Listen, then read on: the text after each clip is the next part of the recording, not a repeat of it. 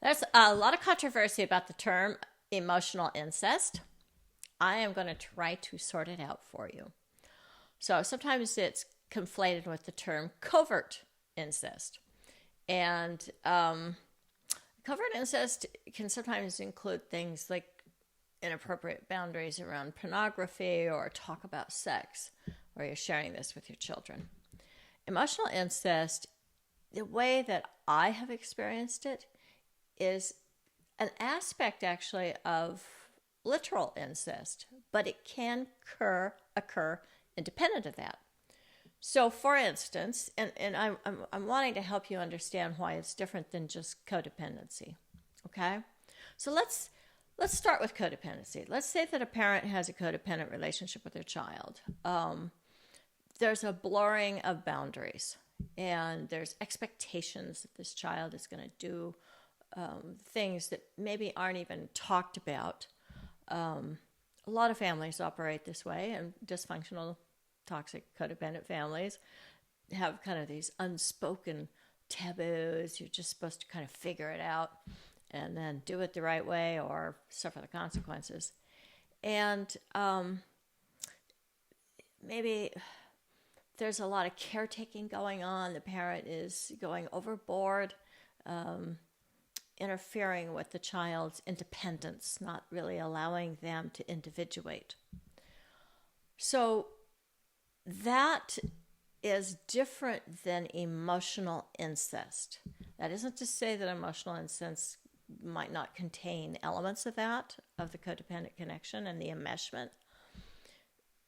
Emotional incest is something that kind of vacates the child's sense of self. So, and literal incest does this too. So when you take your emotional needs and project them onto a child, so that you're parentifying the child, instead of them being in the role of child, now they're becoming a parent, then you have really just like taken their childhood away from them. And I sure they might still be going to school and playing, but emotionally they never got to be a child because they're too busy being their parent's parent. What does that mean? That the parent is taking the kind of emotional needs and emotional bonding that it would be appropriate to take to a spouse, a life partner, an adult partner, and they're projecting it onto the child. So the expectation is the child is supposed to help them feel better when they feel sad. It is supposed to help them feel wanted and loved when they feel alone or rejected. This can happen when there's two parents and one of those parents is emotionally absent or physically absent.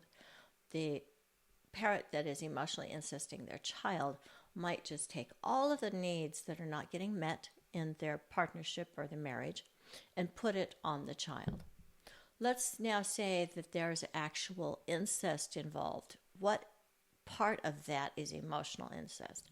I can tell you that in my family, there was physical incest, actual sexual abuse of children, myself and my sister, but there was also emotional incest coming from our father.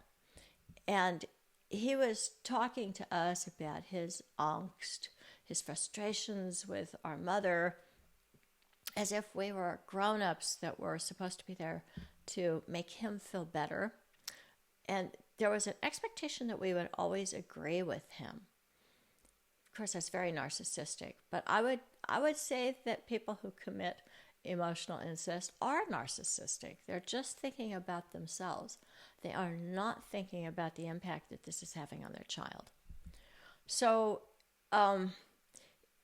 the result is that instead of knowing what your feelings are, instead of having an emotion about something and having a safe place to express that, like go to your parents and say, I'm scared or I'm hurt or even like I'm hungry. There was just like this, we don't have needs. And we're not supposed to ask for things. We're supposed to give to the parent and help the parent feel better, calm them down when they're angry, anticipate when they might get angry or volatile, and skirt around that and try to accommodate them.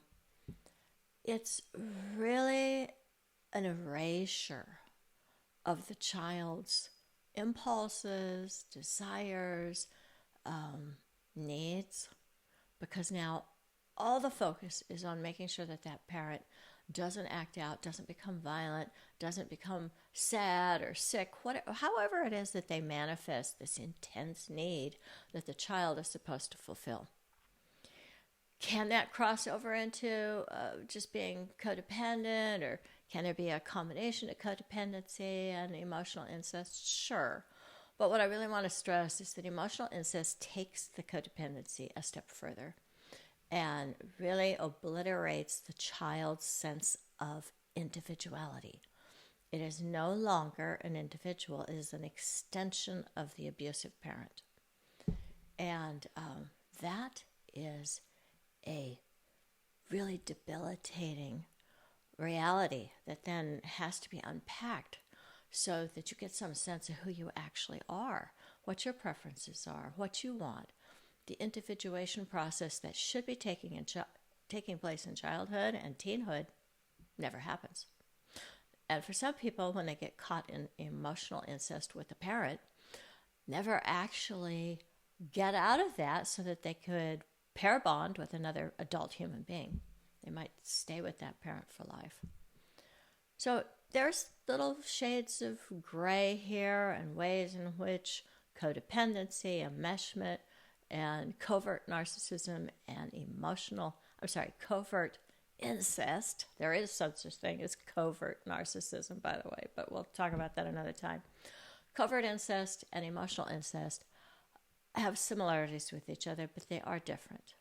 And just to summarize, I would say that codependency and enmeshment are ways in which a child is definitely expected to meet the parent's emotional needs, but they may also have freedom to express needs. Like there is some space for them to be a person too. Covert incest is probably going to involve some elements of enmeshment, but it's also going to perhaps introduce inappropriate sexualization of the conversations. There's no actual touching, but maybe there's showing the child porn or talking about sex as if they were talking to an adult rather than bringing sex information to a child as they are ready and desirous of knowing about it.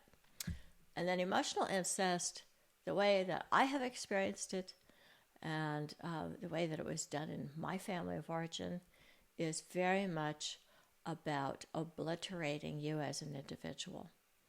And it can occur with physical incest. So if you have questions, leave them below. If you like this video, please hit the thumbs up. Please subscribe to this channel. The more people come to this, the more people get to see it and benefit from the information and this ongoing conversation, which is about healing our families. And if you have a different take on these topics, I want to hear from you. And yeah, I want to hear from you, period. But disagreement is really welcome in the shame-free zone.